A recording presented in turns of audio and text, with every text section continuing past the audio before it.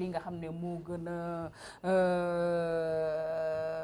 métti li nga xam ne mooy sanction yi nga xam ne jeunes yi def nañ ko aussi parce que da doon wax ne 2000 élections locales yi mooy nattukaay li nga xam ne mooy 2024 te wàllum débat sur le 3e mandat sénégalais yi bëgguñ koo dégg.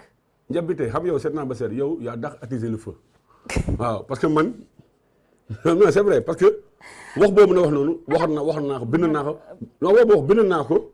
tey dafa mel ni tey. man damay poser question rek. non mais c'est-à-dire que noo poser question yi noo koy defee da nga attiser le feu mais man sama kàddu démb mooy sama kàddu tey ba Mahmoud Saleh waxee maa ko njëkk attaqué.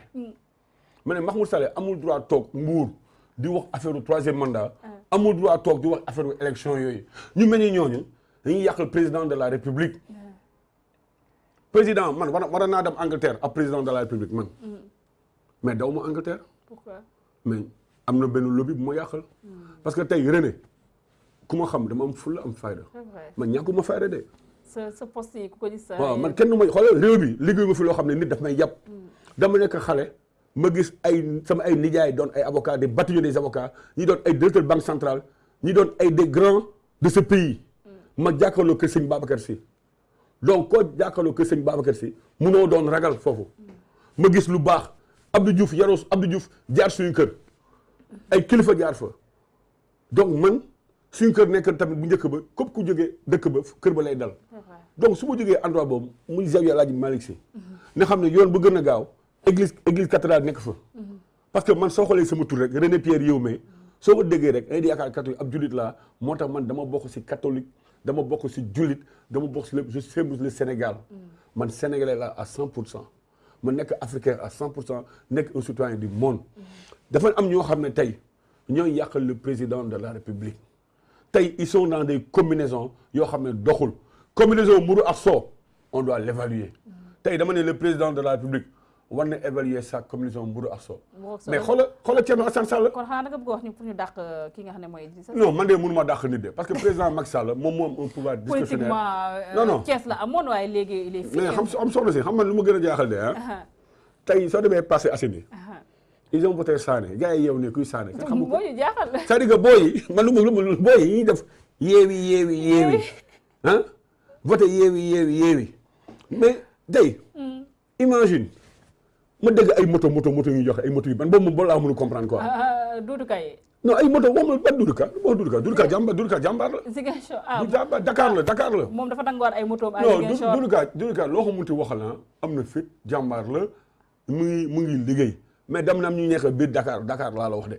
munoo nekk Dakar ah côté Sicap côté yooyu noonu am moyen yooyu yëpp ni lay dóor. mais qu'est-ce qui explique aussi victoire yi. mais Barthélémy Diaz si kaw ki nga xam ne mooy. mais Cheikh Gueye. meeru dëkk la boobu. Cheikh Gueye soo ko fekkee day sol caaxaam. tak ataayam soo demee Golden gis ko muy fecc. ah na dugg code bi booy gars yi di petit camp football gars yi di koy Maldini. mu yor gitaaram di ngeros def lu ko neex mais ñooñu est-ce que neex na dóor. c'est-à-dire nekk si xolu askan bi moo gën dëkk askan ba. dëgg la c'est-à-dire que tey Macky Sall man yàgg naa wam c'est-à-dire on doit faire ce qu'on appelle de SWOT analysis mooy strength and weakness of the product.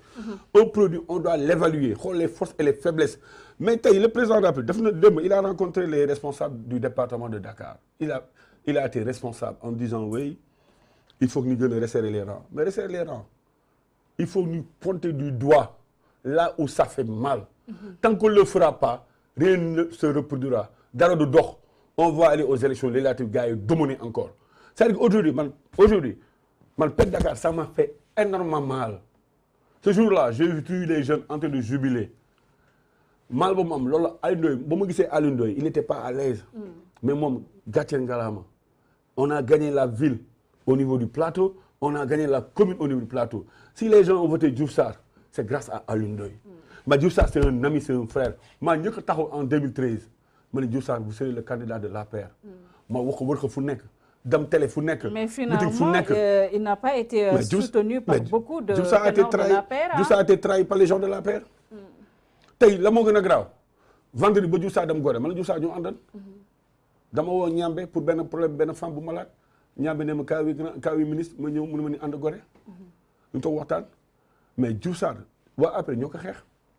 tey la moo gën a graaw am na ñoo xam ne te lu ma gën a grave si affaire élection yi nii ne on a gagné tey sooy dox na faxasalu ah ne non lii moom du faxasalu loolu doxaat faxasalu non lii du faxasalu loolu moo dal waa APR instant yi waa Benno Bokk Yaakaar parce que mënoo dox faxasalu ne faxasaloo dañu war a xool pourquoi on a perdu Dakar mais Barthélémy Dias.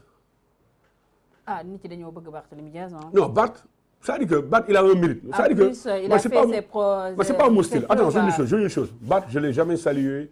Il y a des gens qui me disent oui, pourtant yo Barthélémy Dias ak Guy Marius Sagna vous devez être ensemble, vous avez le même style. Mais c'est pas mon style. C'est-à-dire que je connaissais son père à l'époque. Son papa moom moo njëkk a jox parole en 86 mooy Agnam Amatal. bay defee meeting PDS 86 moom mu njëkk a jox parole. Mais man je n'ai rien contre lui. Mais je sais que guerrier la si lu muy def gëm na lu muy def. Mais Macky Sall noonu la amee ay Barthélémy Dias dans son parti. xam na ko xamu ko lu tax mënu xam ñooñu. dafa am ñuy def barrage entre Macky Sall et tous ses militants. am ñoo xam ne Macky Sall ça les intéresse pas. c'est-à-dire que Macky Sall ñu aujourd'hui il y a des gens yoo xam ne dafa ne tey conseil des ministres mu am nii Macky Sall toog nii ñu muy toog a ñëpp dañuy am seen yaram fii day doon yaramu nit fii yaramu animal lay doon.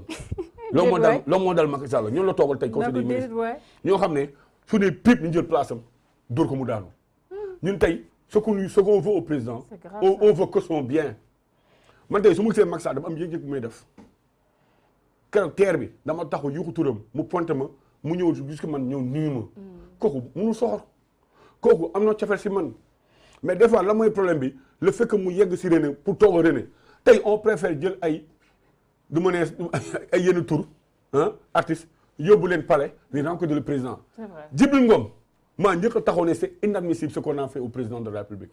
On l'a mis devant le fait accompli.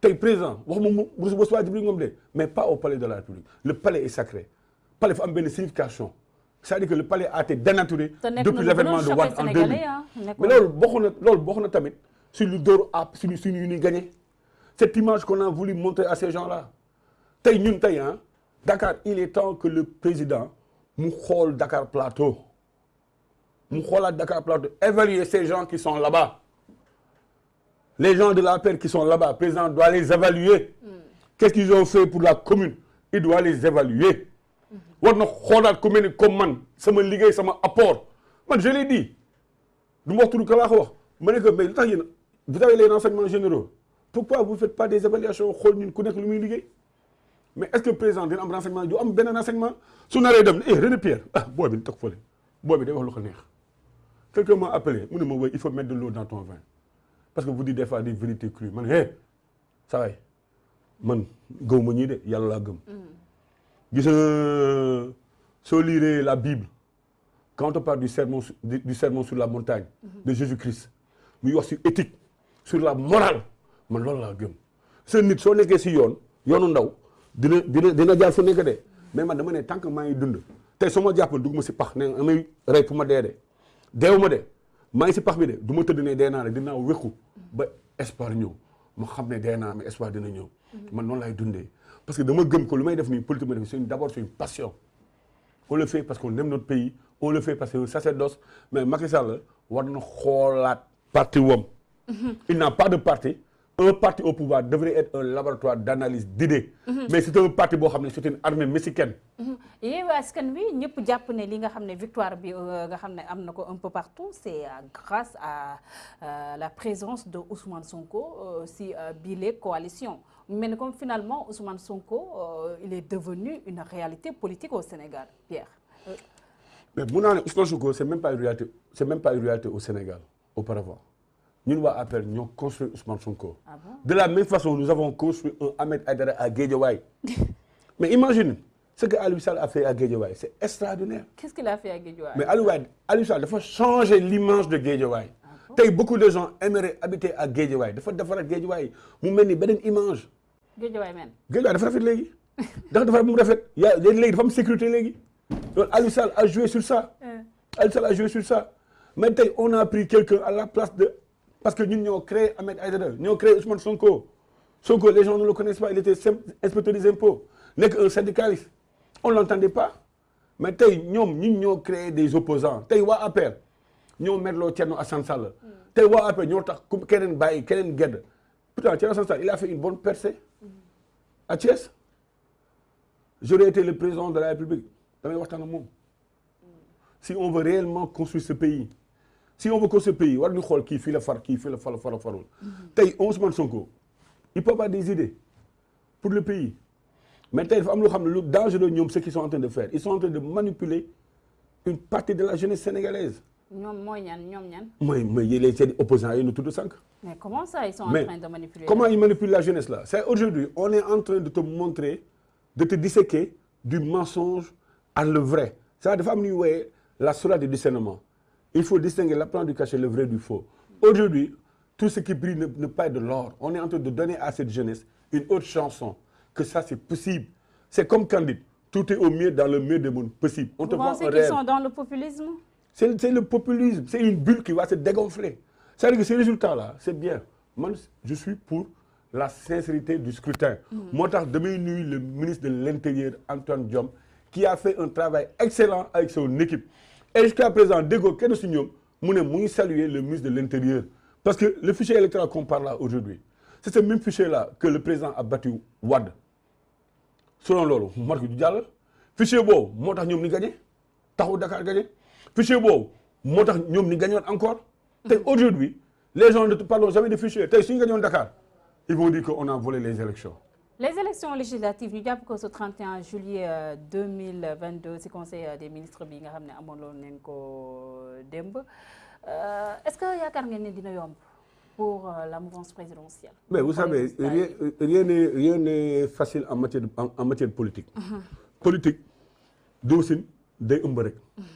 da ngay gis kenn mu ëmb rek mu wasin doo xam comment il a fait am na tey lan laa gëm su président bëggee def benn travail. war na rencontrer les communes. sans son secrétaire national du parti là. Tu vois le scène là. C'est tout le temps les mêmes personnes qui y vont. Mais ces mêmes personnes là c'est un groupe d'amis. mu wàcc ci base bi daal. C'est un groupe d'amis, c'est un groupe de lobby.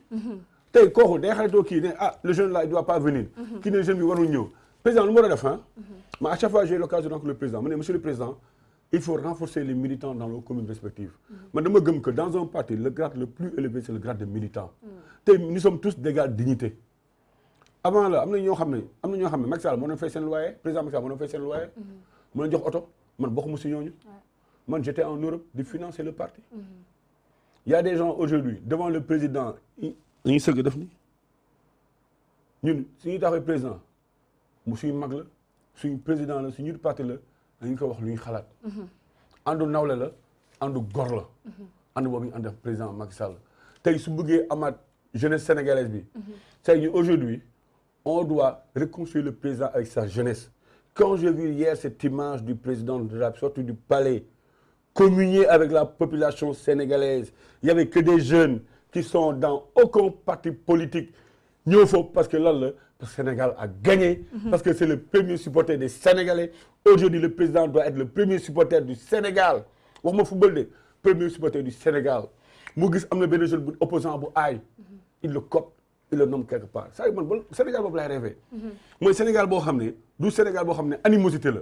tey je vois un jeune opposant il peut travailler Wade l'a démontré et pourtant les gens ne suivent pas Wade. Wade au temps de Diouf il est rentré dans son gouvernement. Ça ne l'a jamais empêché d'être président de la République. Tu vois, le radicalisme ne mènera absolument nulle part. C'est vrai. Moi, j'ai été dans ces mouvements en Europe. J'ai vu comment les gens faisaient. Gars, radicalisme, du c'est mënoo dëkk tubaab nee na xeex tubaab bi xam nga yu fu dof la ay noir non c'est vrai. C'est pas cohérent. Non dama doon dem réunion boo xam ne ay 4 personnes gars yi ne way tubaab bi. Non dafa cohérent. gars yi ne tubaab bi nekk infit ñoo ngi soxoree noir yi ñoo ngi dóor noir yi fii il faut ñu xeex ak ñoom. may dem parce que yàgg rek ma ne man attends ma ne yow yaay kan tamit loolu li ñuy wax que faire. ma ne man fii sama place. nation islam lu tax ma bàyyi leen. dama ñëw ni ma Malcolm X traite la woon par rapport à Elijah Mohamed lu xewoon yooyu. ma xool ma ne fii mun fa nekk. ñun on a la chance d'avoir un pays. jeune. On a la chance d'avoir une opposition jeune. Le président c'est un jeune. Il a été élu par des jeunes. mais yaakaar naa Senghor su dundoon sax Macky Sall da koy nommé. Senghor su dundoon Macky Sall dina ko nommé de da koy nommé ministre conseiller waaw tey moom dafa war a xam ne tamit ay ndaw ñoo ko indi ba fii réew bi suñ koy su nekkee ëllëg day dem ay ndaw ñoo jëlaat pouvoir bi. ay ndaw kii képp ku ñëw Sénégal ndaw ñoo lay fal. C'est vrai. soo demee du ma jeexal tey damay remercier toutes les femmes sénégalaises dans toutes les sociétés opposition pouvoir confondu ce sont ces femmes-là braves ñooy porter leur candidat lors des élections locales. femmes yooyu ñuy ànd ak leaders yi di xeex di ñefe ñu femmes yooyu on doit jamais les oublier. C'est le regard d'une maman c'est le regard d'une mère qui parle. Une fois j'avais vu ma mère un peu triste je devais avoir 13 ans ou 14 ans. Elle avait écrit sur son agenda si un jour mes forces m'abandonnent je ne serai plus moi-même. Le seul courage que je puisse dans mon corps me donne chaque jour la force de vivre et de vaincre. Sénégal fii réewu jàmm la. réew bi ñu ko war a construire encore comme hier l'image que nous avons vue ñëpp jënd ànd pour Sénégal. c'est ça qu'on a voir le Sénégal. Sénégal suñu maam yi ñu ko liggéey. ba nga xam Sénégal neex na soo demee bitim réew si nga xam Sénégal neex na. quelqu'un te voit avec le maillot du Sénégal da lay korte. yow doo mun xam sax yow tax mu korte la. il est fier de voir nos Sénégalais. mais ñun entre nous on se déteste. Et c'est dommage. Aujourd'hui on est en train de replacer nos héros par des gens arrogants. que ça se passe à la télé à la radio des émissions ñu ne diw c'est aujourd'hui on est en train de dire à la masse les choses les plus connes et les plus crues. alors que fii nous devons retourner aux valeurs fondamentales. mooy éthique mooy jom mooy fit mooy kersa. loolu bés bu jëyee ci Sénégal day torox. moo tax ne mag yi wax tamit mag bu wax ma la Amadou Ampata mu ne en Afrique si un vieillard meurt c'est tout un bruit qui brûle mais c'est pas n'importe quel vieillard qui doit parler. Iba Der Thiam mu ne yàlla bu àddina gën a kawe mu ne ñu war a wax ñoo waxul ñu war a wax rek ñooy wax ci réew bi. loolu moo tax réew bi sooxee. yéen tamit vous devez avoir un rôle à jouer et vous le faites mais vous devez encore jouer ce rôle extrêmement important. qui est l'information. parce que entre l'information et la communication elles sont incompatibles c'est-à-dire que tey soo jëlee information balaa neexee jënd ci télé bi war na xool est-ce que lii ni su ko déggee nan lay def. mais des fois on tend le micro à quelqu'un mu wax benn affaire ñombe dëkk bi tàkk loolu baaxul il faut ñu xoolaat réew bi dafa am fu mu reposer moo tax su xoolee suñu drapeau Sénégal vert jaune rouge étoile bi na am na loo xam loolu c'est extrêmement important. Merci beaucoup René Pierre Yéhoume. Je rappelle que vous êtes responsable APR foofule si Dakar Plateau, président du MODER, nouveau conseiller municipal de Dakar Plateau. yaa nekkoon sama gan tey jii ci émission le rendez-vous de Sénégal 7 pour le dernier numéro de la semaine.